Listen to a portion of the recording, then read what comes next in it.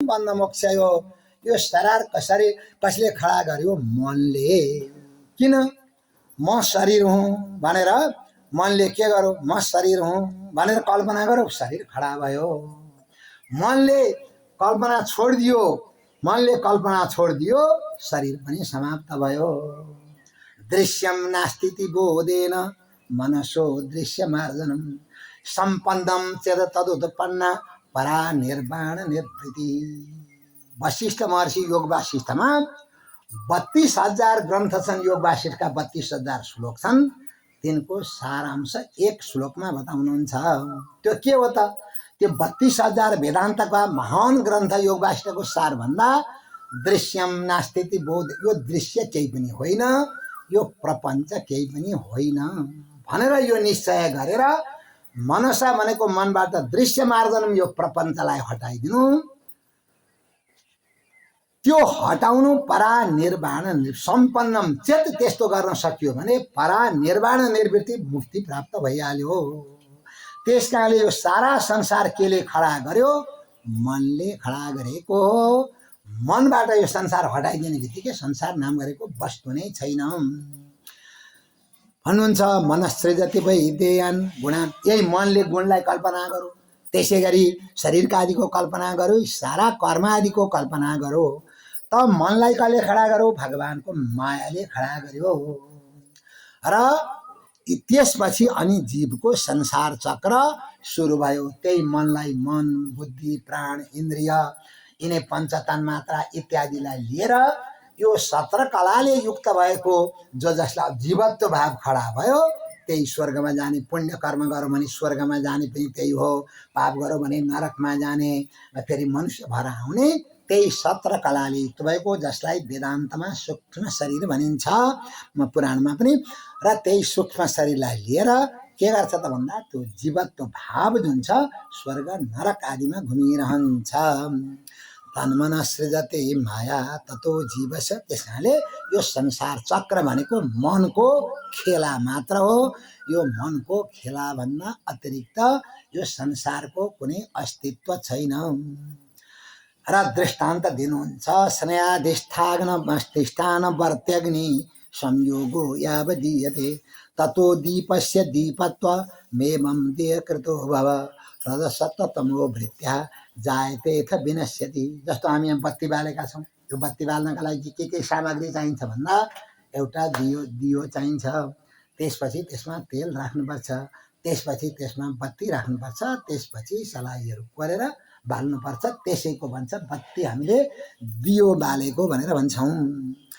अब स्नेहाधिष्ठान वर्त्यग्नि संयोग, स्नेह भनेको तेल, अनि अग्नि भनेको आगो, अनि अधिष्ठान भनेको दियो, स्नेह भनेको तेल, अनि वर्ती भनेको बत्नी र अग्निको संयोग जब हुन्छ अनि के हुन्छ?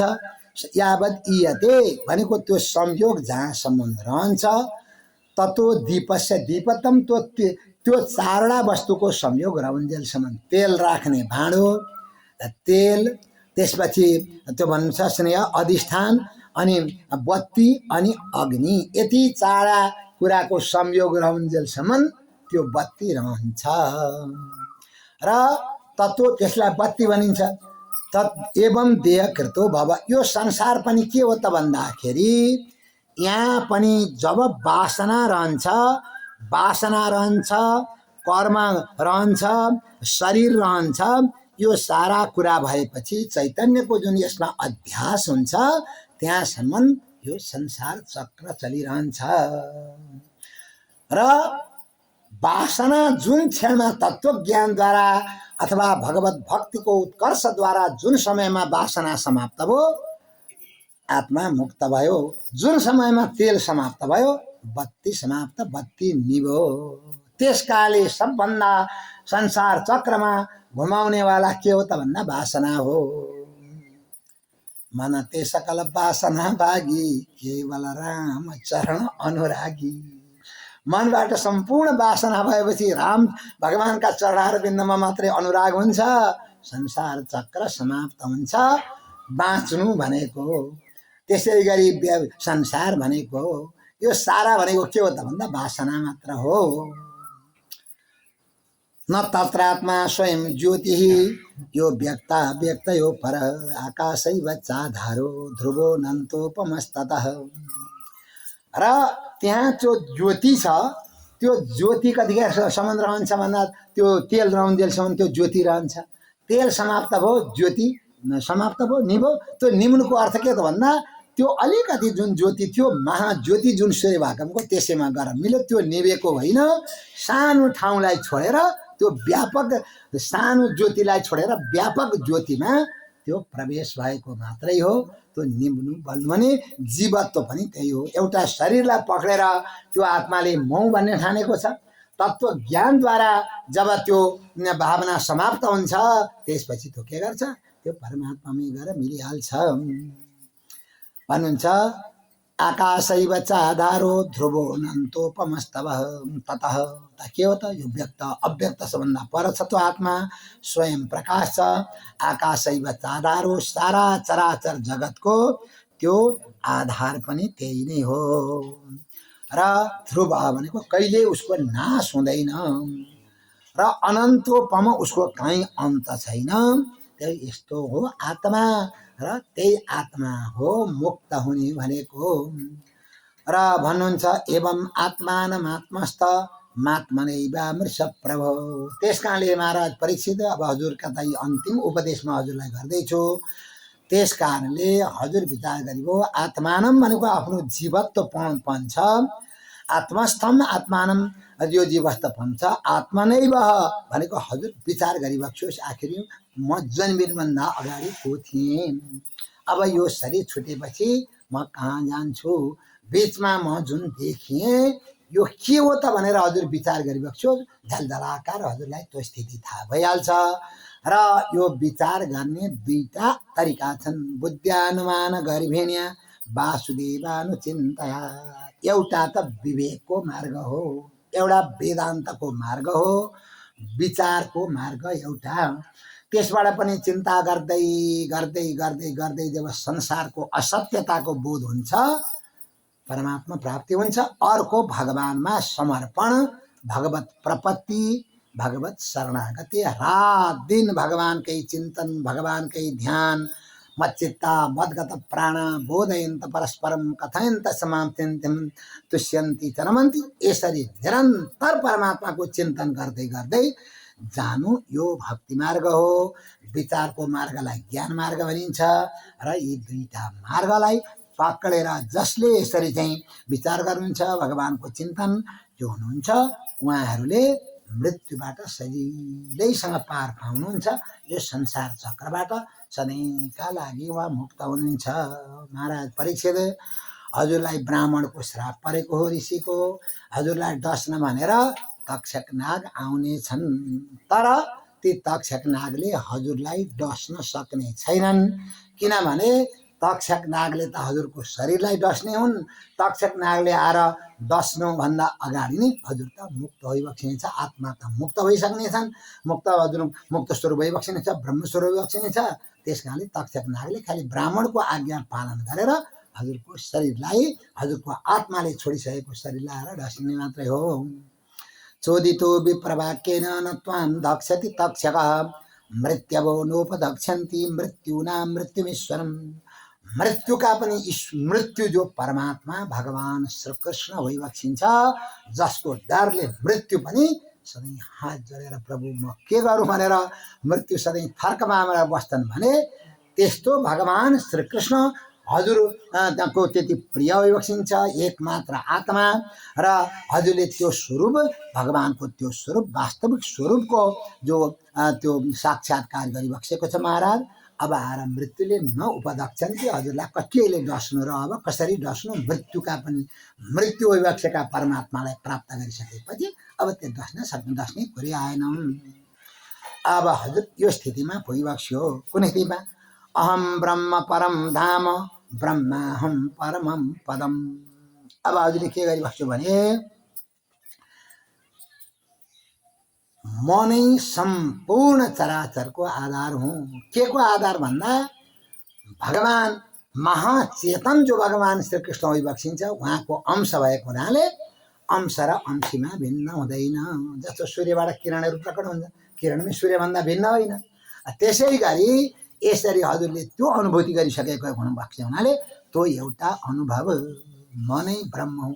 अनि अर्को अब हजुर के गरिबक्छु भन्दाखेरि ब्रह्म अहम अहम ब्रह्म दुईटा पद आए भनेको मतलब म भगवानका स्वरूपमा विलिन भएको छु, भगवान मेरो स्वरूपमा अर्थ एउटै दुईटै एउटै स्थिति हामीहरूको प्राप्त भएको छ भनेपछि यिनीहरूले दुईटा पदले अहम ब्रह्म परम धाम ब्रह्म हामीले के देखाए त भन्दा एउटाले परोक्षतालाई समाप्त गरिदियो। परोक्ष भनेको म टाढा छु, कृष्ण भगवान गोलोक धाममा अभिबसिन्छ, वृन्दावनमा भन्ने जुन छ भ्रम, त्यो भ्रम समाप्त भयो। अहम ब्रह्म, म त्यही ब्रह्म हो भनेपछि को टाढा को नजिक, एउटै वस्तुमा त दुईटा वस्तु अपेक्षा बुद्धिले हुन्छ टाढा नजिक। जब वस्तु एउटै छ भने त टाढा नजिक हुँदैन। त्यस कारणले अब के भयो त भन्दा परमात्माको परोक्षता, भगवान टाढा हुनुहुन्छ, यहाँको भागवत सुनेर हुन्छ, वृन्दावनमा लाउनुपर्छ भन्ने भावना समाप्त। किन? कृष्णको व्यापकता नबुझ्दाखेरि ती कुरा हुन्छन्। होइन, हामी त वृन्दावनमै लगाउँछौँ भने त त्यो परोक्षता त्यसले समाप्त गर्यो। दोस्रो ब्रह्माहमको अर्थ भन्दा भनेपछि त के भने म त त्यो अखण्ड परमात्माको अंश रहेछु भनेर भएपछि अब डर समाप्त गरिदियो। त्यसले भयादिबाट मुक्त भयो। मृत्यु नि आओस् जेसुकै आओस्, यी दुईटा पदले दुईटा काम गरे। एउटा परमात्माको परोक्षतालाई समाप्त गर्यो, एउटा अहम ब्रह्माहमले अर्कोले के गर्यो त भन्दाखेरि अब जब त्यो कृष्णलाई कसैको डर छैन। 7 दिनका दिन पुतना समाप्त गर्नमा र त्यत्रो चाहिँ 6 कोषको शरीर भएकी पुतनालाई भगवानले समाप्त गरिदियो बक्स्यो भनेदेखि त्यत्रो चाहिँ 7 दिनसम्म गोवर्धन पर्वत देवराजको कान्छी यमुनामा उठाए। अब उहाँको अगाडि के को डर? अब म त उहाँकै भइसकेको छु, उहाँकै स्वर भइसकेको छु भने मलाई के को डर?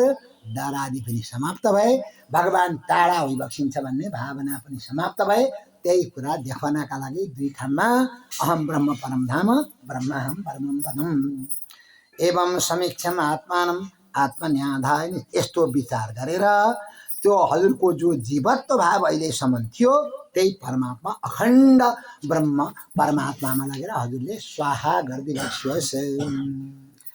दशन्तं तक्षकं पादे लेलिहानं विषादनै न द्रक्षसि शरीरं च विश्वं च पृथगात्मनः। हजुरलाई डस्न, हजुरको शरीरलाई डस्न भनेर तक्षक आउँछन्। ब्राह्मणको श्राप त सत्य हुन्छ र यसरी एकदम ती फणा फिँजारो त बिखका ती जिब्रा लपलपाएर हजुरको शरीरलाई उनले टोक्छन् पनि। तर त्यतिखेर हजुरले त्यो सर्पलाई देख्दै देखिबक्सिन्न तक्षक नागलाई, किनभने शरीरलाई नि जसले देखेको छैन, शरीरलाई आएर डस्ने हो तक्षक नागले। जसको शरीरको भावबाट माथि उठिबक्स्यो, जसको शरीरै थाहा छैन अब मेरो शरीर छ भन्ने नि छैन भने अब तक्षक नागले केलाई डस्ने? ठिक छ, त्यो गइसकेको शरीरलाई डसुन्, ऋषिको आज्ञा पालन गर्नका लागि त्यो होस्, त्यसमा केही आपत्ति छैन। एतत्ते कथितं तात यथात्मा पृष्ठवान् नृपः हरेर्विश्वात्मनः चेष्टां किं भूय श्रोतुमिच्छसि। र हजुरले यसरी आफूलाई शरीरभन्दा भिन्न आत्मस्वरूप श्री कृष्ण स्वरूप ब्रह्म स्वरूपको जब अनुभव गरिबक्सिन्छ भने अब त्यो तक्षनागबाट डराउने कुरा भएन। र हे महाराज परीक्षित, हजुरले जुन द्वितीय स्कन्धको सुरुमा प्रश्न गरिबक्सेको थियो, मैले अब 7 दिन अगाडिदेखि ती प्रश्नको उत्तर दिँदै आएर अन्तिम यो 5औं अध्यायमा हजुरलाई निष्कर्ष पनि मैले बताएँ। वस्तु अहिलेसम्म मैले हजुरलाई सुनाएको सार तत्त्व के हो, मजबुन के हो। यथात्मा पृष्ठवान नृप, महाराज हजुरका आत्मस्वरूपै बसिन्छ, भगवत स्वरूपै बसिन्छ। हजुर सोचिबक्स्यो हरेर विश्वात्मना चेष्टाम, भगवान विश्वात्मा परमात्माका लीलाहरूको माध्यमद्वारा विभिन्न प्रकारले विभिन्न रूपमा भगवानका दिव्य जो सच्चित आनन्दमय लीला छन् ती माध्यमद्वारा हजुरले मैले हजुरलाई त्यो स्वरूपमा पुर्याएँ। महाराज किम भोय श्रोतुमिच्छसि, केही अझै पनि हजुरलाई सुन्ने इच्छा छ भने सोधिबक्स्योस्।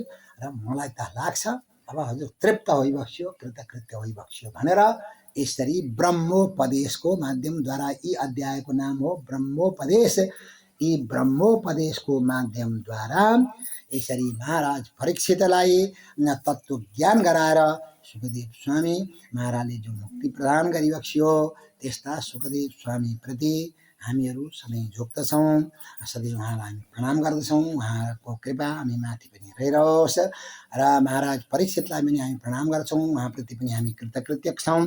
किनभने उहाँले आफूलाई माध्यम बनाएर यी अलौकिक जो पुराण श्रीमद् भागवत एकमात्र संसार बन्धनबाट पार लैजाने जो श्रीमद् भागवत महापुराण आफूलाई निमित्त बनाएर सुखदेव स्वामीका मुखारबिन्दबाट प्रकट गराएर जसले संसारमा प्रसारित गर्नुभयो उहाँप्रति पनि हामीहरू कृतज्ञ छौँ। र यसरी श्रीमद् भागवत महापुराण सप्ताह विधिपूर्वक हामीहरूले यहाँ पुरा गरेका छौँ। हरिओम तत्सत्। श्री कृष्ण गोविंद हरे मुरारे हे नाथ नारायण वासुदेव अनंत वैकुंठ मुकुंद कृष्ण गोविंद दामोदर